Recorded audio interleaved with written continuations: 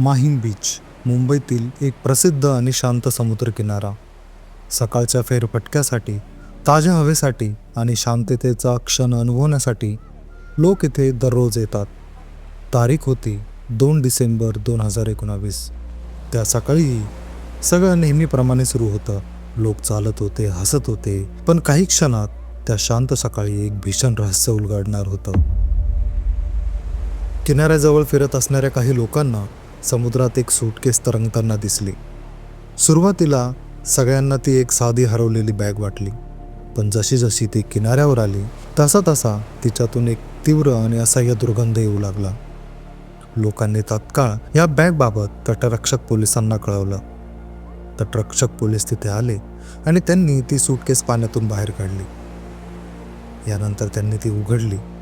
ती उघडताच उपस्थित सर्वांचे डोळे विस्फारले गेले, कारण त्या सूटकेसच्या आत मानवी शरीराचे हात आणि पायाचे तुकडे होते. सूटकेसमधील अवयवांवरून हे तर स्पष्ट झालं की हे एका पुरुषाचे होते, पण तो कोण आहे हे ओळखणं अशक्य होतं, कारण त्या सूटकेसमध्ये धड नव्हतं आणि चेहराही नव्हता. सूटकेसमध्ये त्या अवयवांसोबत काही कपडे होते, पण तेवढ्यावरून काही निष्कर्ष काढणं कठीण होतं. यानंतर तटरक्षक पोलिसांनी ही माहिती तत्काळ मुंबई पोलिसांना दिली. मुंबई पोलीस दल काहीच मिनिटात माहीम बीचवर पोहोचलं आणि त्यांनी पुढचा तपास सुरू केला. मुंबई पोलिसांनी पुन्हा त्या सूटकेसची तपासणी केली आणि आजूबाजूचा परिसर पूर्ण खंगाळून काढला, पण त्यांना तिथं ती सूटकेस सोडून इतर काहीच पुरावा किंवा संशयास्पद वस्तू मिळाली नाही. त्यानंतर पोलिसांनी मच्छीमारांची मदत घेण्याचं ठरवलं. त्यांना आशा होती की कदाचित समुद्राच्या प्रवाहात शरीराचे इतर भाग आसपास कुठेतरी सापडतील. मच्छीमारांनी तासनतास शोध घेतला.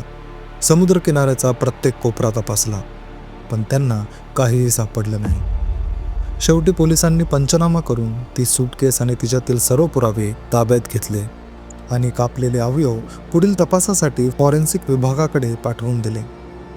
यानंतर पोलिसांनी माहीम बीचच्या आजूबाजूच्या परिसरातील मागील काही दिवसांचे CCTV फुटेज तपासले, पण त्यात पोलिसांना ना कोणी सूटकेस आणताना दिसला, ना कोणताही संशयास्पद हालचालीचा पुरावा मिळाला. सूटकेस कुठून आली होती, कोणी टाकली आणि ते कापलेले अवयव नक्की कोणत्या व्यक्तीचे आहेत, या सर्व प्रश्नांची उत्तरं अद्याप गूढच होती. या घटनेची माहिती मुंबईतील सगळ्या पोलीस स्टेशनला कळवली गेली. मिसिंग पर्सन डाटा तपासला गेला, पण त्या डाटामधील कोणाचाही संबंध माहीम बीचवर सापडलेल्या त्या सूटकेसशी जुळत नव्हता. तरी पोलिसांचं इन्व्हेस्टिगेशन चालू राहिलं. काळ पुढे सरकत गेला.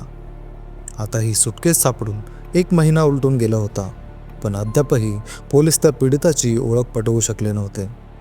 सततच्या तपासानंतरही काहीच पुरावे न मिळाल्याने हे प्रकरण अखेर मुंबई क्राईम ब्रांचकडे सोपवण्यात आलं. क्राईम ब्रांचच्या विशेष पथकाने पुन्हा एकदा सूटकेसमधील प्रत्येक वस्तू काळजीपूर्वक तपासायला सुरुवात केली. त्या सूटकेसमध्ये एक शर्ट, एक लाल रंगाचा स्वेटर आणि एक पॅन्ट सापडली होती. सध्या पोलिसांकडे एवढंच होतं, काही कपडे, एक सूटकेस आणि तो कापलेला हात आणि पाय, ज्यापासून अजूनही काहीच सुगावा लागत नव्हता. मात्र कपड्यांची बारकाईने तपासणी करताना एका पोलीस अधिकाऱ्याच्या नजरेस एक महत्त्वाची गोष्ट पडली.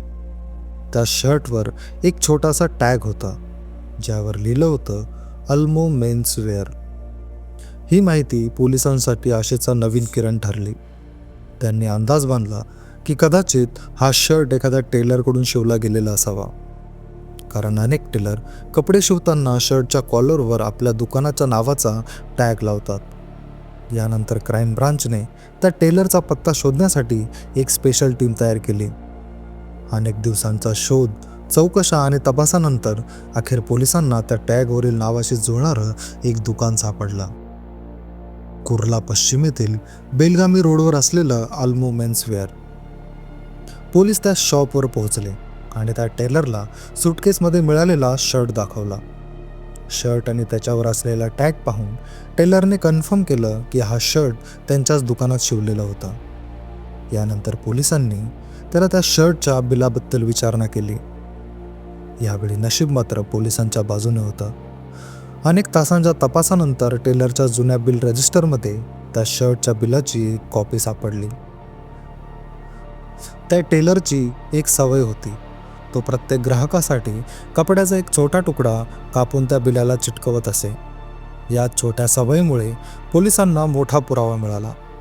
त्या बिलावर एक नाव स्पष्ट होतं, बेनेट रेपेलो. मात्र बिलावर फोन नंबर किंवा पत्ता नव्हता.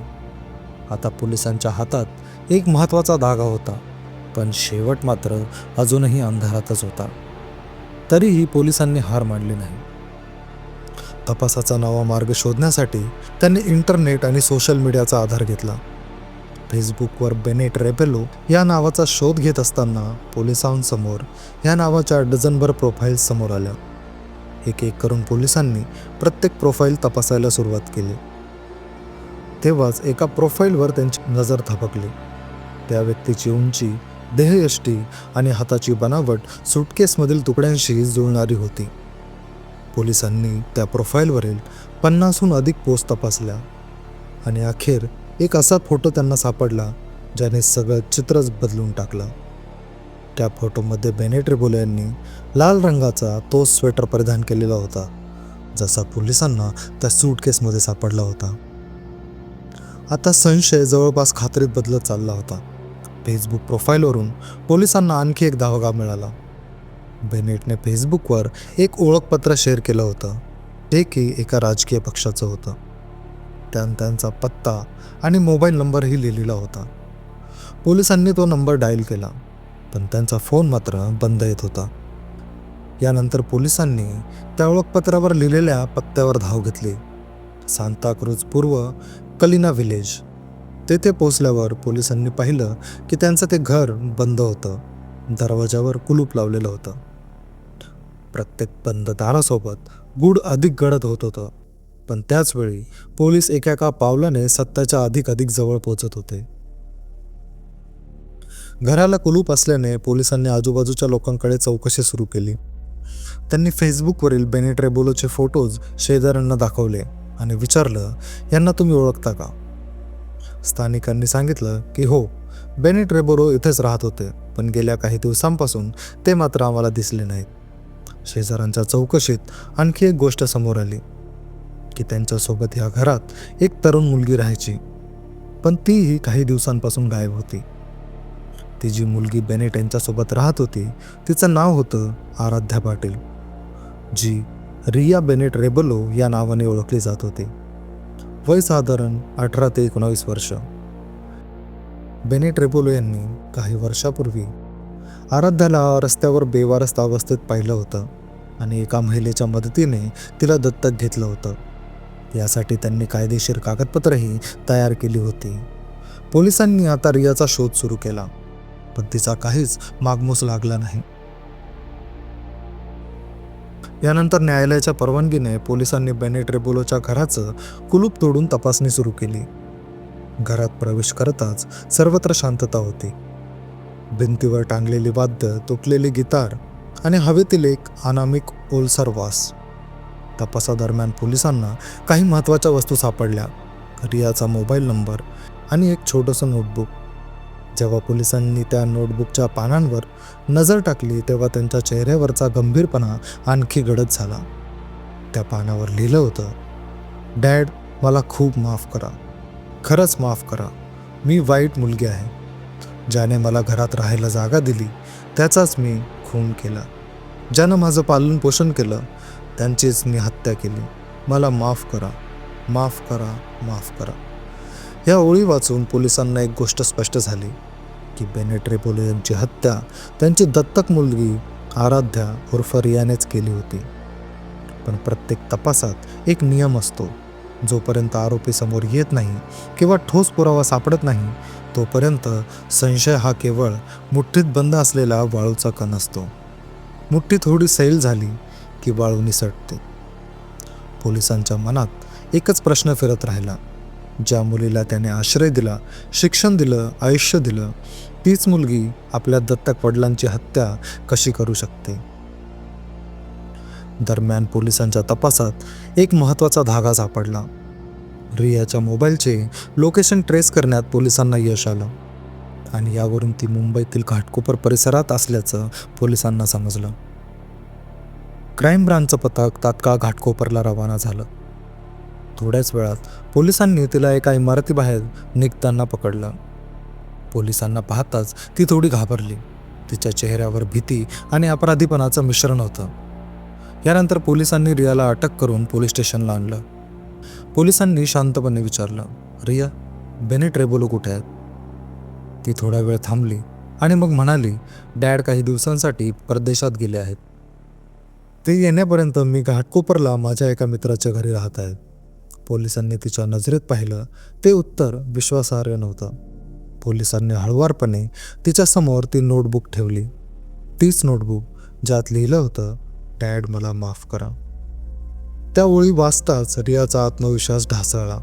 तिच्या डोळ्यातून अश्रू वाहू लागले आणि मग संपूर्ण कहाणी तिच्या ओठांवरून बाहेर आली. तिने कबूल केलं की हो, मीच माझ्या वडिलांची हत्या केली. रियाने सांगितलं की तिचा एक मित्र आहे, वयाने लहान, फक्त 16 वर्षांचा. 4 महिन्यांपूर्वी तो सिद्धिविनायक मंदिरात गेली होती. तिथेच त्यांची पहिली भेट झाली. दोघांनी एकमेकांचे नंबर घेतले. फोनवरच्या गप्पा वाढत गेल्या आणि हळूहळू त्यांची मैत्री प्रेमात बदलली. रियाने त्या मुलाला सांगितलं की बेनेट रेबोलो तिचे सख्खे वडील नाहीत. त्यांनी तिला लहानपणी बेवारस अवस्थेत पाहून दत्तक घेतलं होतं. बेनेट हे एक प्रसिद्ध म्युझिशियन आणि म्युझिक टीचर होते. त्यांच्या 2 पत्नींपासून ते वेगळे झाले होते. रियाला दत्तक घेतल्यानंतर त्यांनी तिच्या शिक्षणापासून राहणीमानापर्यंत सर्व जबाबदाऱ्या कायदेशीररित्या स्वीकारल्या होत्या. सगळं काही ठीक चालू होतं. पण यानंतर हळूहळू घराचं वातावरण बदलायला लागलं. रियाच्या म्हणण्यानुसार बेनेटने तिचं लैंगिक शोषण करायला सुरुवात केली होती. हे ऐकून तिचा 16 वर्षीय मित्र संतापला. त्याला रियावर झालेल्या अन्यायाचा बदला घ्यायचा होता आणि मग त्या दोघांनी एक भयानक योजना आखली. बेनेट रेबोलोला कायमचं मार्गातून हटवण्याची योजना. रियाने पोलिसांसमोर केलेल्या कबुली जबाबात संपूर्ण घटनेचा थरकाप उडवणारा तपशील दिला. तिच्या म्हणण्यानुसार 23 नोव्हेंबर 2019 रोजी तिने आणि त्याच्या मित्राने बेनेटची हत्या करण्याची योजना आखली होती. मात्र काही कारणास्तव ती योजना त्या दिवशी पूर्ण होऊ शकली नाही. यानंतर 26 नोव्हेंबर 2019च्या संध्याकाळी तिचा मित्र पुन्हा रियाच्या घरी आला. बेनेटने घरी येण्यापूर्वीच त्या मित्राने रियाच्या मनात बेनेटविषयी प्रचंड राग निर्माण केला. संध्याकाळी बेनेट घरी पोहोचताच रियाचा संयम सुटला. ती बेनेट यांच्याशी भांडू लागली. या भांडणादरम्यान रियाने बेनेटला कानशिलात मारली, त्याच्यावर ओरडली आणि विचारलं, तुम्ही माझ्या आयुष्याशी असं का केलं? तुम्ही माझ्यासोबत वडिलांसारखं का वागले नाहीत? रियाचा हा राग पाहून बेनेटला समजलं की ती तिच्या मित्राच्या प्रभावाखाली आहे. रागाच्या भरात बेनेटने घरात ठेवलेलं गिटार उचललं आणि त्या मुलावर हल्ला करण्याचा प्रयत्न केला. पण त्या क्षणी रियाने मागून लाकडी दांड्याने बेनेटच्या डोक्यावर जोरदार वार केला. त्या एका वारानंतर तिने आणि त्याच्या मित्राने बेनेटवर सलग अनेक प्रहार केले, जोपर्यंत तो पूर्णतः बेशुद्ध झाला नाही. बेनेट बेशुद्ध झाल्यानंतर त्यांनी त्यांना ओढत स्वयंपाकघरात नेलं. बेनेट हे अजून जिवंत होते आणि त्यांचा श्वासही चालू होता. यानंतर रियाने किचनमध्ये असलेला मच्छर मारण्याचा स्प्रे बेनेटच्या तोंडावर पूर्णपणे रिकामा केला. पण अजूनही बेनेट यांचा जीव गेला नव्हता. यानंतर रिया आणि तिच्या मित्राने बेनेट यांच्यावर चाकूने अनेक वार केले. चाकूने झालेल्या हल्ल्यामुळे बेनेट यांनी प्राण सोडले. हत्या केल्यानंतर या दोघांनी मिळून बेनेट यांचा मृतदेह किचनमधून ओढत बाथरूममध्ये नेला आणि रात्रभर तसाच ठेवला, जेणेकरून त्यांच्या शरीरातील संपूर्ण रक्त वाहून जाईल. पुढच्या दिवशी म्हणजे 27 नोव्हेंबर 2019 रोजी रियाने बाजारातून 4 तीक्ष्ण चाकू खरेदी केले आणि घरी येऊन मृतदेहाचे तुकडे करण्याचा प्रयत्न केला. पण सुरुवातीला त्या दोघांना त्यांचे शरीर कापता येत नव्हतं. मग त्यांनी चाकू गॅसवर गरम केले आणि तासनतास मेहनत करून मृतदेहाचे अनेक तुकडे केले. मृतदेहाचे हाडं मोडण्यासाठी त्यांनी हातोड्याचाही वापर केला होता. यानंतर त्यांनी बाजारातून एक सूटकेस आणि मोठी पॉलिथिन पिशव्या विकत आणल्या.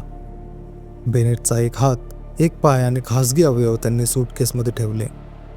शरीरातून रक्त वाहू नये म्हणून त्यांनी बेनेटचे कपडे, शर्ट, पॅन्ट आणि लाल स्वेटर सूटकेसमध्ये ठेवले होते, ज्यामुळे त्या कपड्यांमध्ये रक्त शोषलं जाईल आणि शरीराचे तुकडेही लपतील.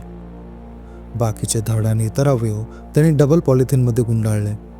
नंतर रात्रीच्या वेळी दोघांनी मिळून हे तुकडे मिठी नदीत टाकले, वेगवेगळ्या ठिकाणी आणि वेगवेगळ्या वेळेला. पोलिसांच्या तपासानुसार 2 सूटकेस आणि 1 पॉलिथिन पिशवीत मृतदेहाचे अवशेष मिठी नदीतून वाहत जाऊन अरबी समुद्रात पोहोचले. त्यापैकी 1 सूटकेस माहीम दर्ग्याजवळील माहीम बीचवर 2 डिसेंबर 2019 रोजी सकाळी किनाऱ्यावर आली आणि याच सूटकेसमुळे या भयानक गुन्ह्याचा उलगडा होण्यास सुरुवात झाली. पोलिसांच्या तपासात हेही समोर आलं की रियाच्या मित्राला माहीत होतं की बेनेटच्या मृत्यूनंतर त्यांची सर्व मालमत्ता रियाच्या नावावर होईल. त्याचमुळे त्यांनी मृतदेह असा नष्ट करण्याचा प्रयत्न केला की कोणताही पुरावा मिळणार नाही. पोलिसांच्या तपासानुसार त्यांनी हत्या करण्यापूर्वीच इंटरनेटवर मृतदेह नष्ट कसा करायचा याबद्दल शोधलं होतं. अनेक ठिकाणी माहिती वाचल्यानंतरच त्यांनी मृतदेहाचे तुकडे करून सूटकेस आणि पॉलिथिन पिशवीत भरले आणि ते नदीत फेकले होते. ही संपूर्ण कहाणी ऐकून पोलीसही थक्क झाले. पोलिसांनी या केसमध्ये रिया आणि तिच्या प्रियकरावर IPCच्या विविध कलमांतर्गत गुन्हा नोंदवला. पहिलं कलम होतं कलम 302. हे कलम बेनेट रेबोलो यांची हत्या करण्यासाठी लावण्यात आलेलं सगळ्यात महत्त्वाचं कलम होतं. यानंतर पुरावे नष्ट केल्याप्रकरणी कलम 201 लावण्यात आलं. तसंच गुन्हेगारी कट रचल्याप्रकरणी दोघांवरही कलम 120B लावण्यात आला. या प्रकरणात पोलिसांनी त्या 16 वर्षाच्या अल्पवयीन मुलाला बाल सुधारगृहात पाठवलं, कारण तो अल्पवयीन होता. रिया मात्र 19 वर्षाची असल्याने तिला तुरुंगात पाठवण्यात आलं. या केसची सर्वात धक्कादायक बाब म्हणजे विश्वासाचं रूपांतर द्वेषात झालं. रिया, जी एकेकाळी बेनेट रेबोलो यांच्या आश्रयात वाढली, त्याच व्यक्तीच्या विरोधात इतका राग आणि तिरस्कार बाळगू लागली की शेवटी तिने त्यांची हत्याच केली. तिच्या मानसिक स्थितीवर 3 मोठे घटक परिणाम करत होते. यातील पहिला घटक होता तो म्हणजे ट्रॉमा आणि मानसिक असुरक्षितता. बालपणातील त्याग आणि नंतर झालेले कथित लैंगिक शोषण यामुळे रिया आतून तुटली होती. दुसरा म्हणजे मॅनिप्युलेशन. तिच्या अल्पवयीन मित्राने संवेदनशील प्रेम दाखवून तिच्या रागाला हिंसेत रूपांतरित केलं. आणि सगळ्यात महत्त्वाचा घटक होता रिव्हेंज सायकोलॉजी. स्वतःला पीडित समजून कायदा स्वतःच्या हातात घेण्याची भावना तिच्यात निर्माण झाली. ही हत्या भावनांच्या क्षणिक विस्फोटापेक्षा अधिक पूर्वनियोजित आणि सूड भावनेचा परिणाम होती. रिया कायदेशीर मार्गाने तिच्यावर केलेल्या अत्याचारांसाठी बेनेट रेबोलो यांना शिक्षा मिळवून देऊ शकत होती, पण तिने तसं न करता कायदा स्वतःच्या हातात घेऊन चुकीचा मार्ग निवडला. यानंतर पोलिसांनी असं म्हटलं की जर रिया आणि तिच्या प्रियकराने जर बेनेटचे शर्ट आणि लाल स्वेटर त्या सूटकेसमध्ये टाकलं नसतं तर कदाचित ही हत्या कायमच एक गूढ म्हणून राहिली असती. या केसबद्दलचं तुमचं मत आम्हाला कमेंट करून नक्की सांगा. जर तुम्हाला हा व्हिडिओ आवडला असेल तर व्हिडिओला लाईक करा आणि तुमच्या मित्रांसोबत शेअर करा. आणि अशाच खऱ्या क्राईम डॉक्युमेंटरीज पाहण्यासाठी आपल्या केस फाईल्स मराठी या चॅनलला नक्की सबस्क्राईब करा. पुन्हा भेटू एका नवीन आणि रोचक केससह. तोपर्यंत स्वतःची आणि आपल्या परिवाराची काळजी घ्या. सतर्क रहा, सुरक्षित रहा. धन्यवाद.